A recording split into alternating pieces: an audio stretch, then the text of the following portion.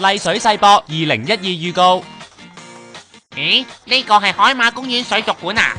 唔係，呢個係韓國麗水世博2012嘅宣傳館啊！被美國 CNN 選為2012年7大外遊目的地之一嘅韓國麗水世博，以生機勃勃嘅海洋同埋海岸為主題，吸引咗106個國家參展。博覽園區破天荒喺海上面搭建主題場館，其他地標建設仲包括 Big O 以及展示白鯨、海豹同海龍等動物嘅海洋生物館等等。博覽將會喺5月12號開幕，嚟早咗唔使擔心，麗水仲有唔少值得遊覽嘅地方㗎。好似呢一條隱身喺民居之中嘅中央洞壁畫街，沿途不論係私人住宅定係公共空間，牆壁地板都被畫上風格不一嘅大型塗鴉。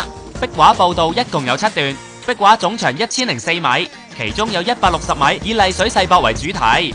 睇下呢邊，簡直就係一個陸上水族館啊！邊走邊玩，感受麗水世博嘅歡樂氣氛。你睇佢玩得幾開心，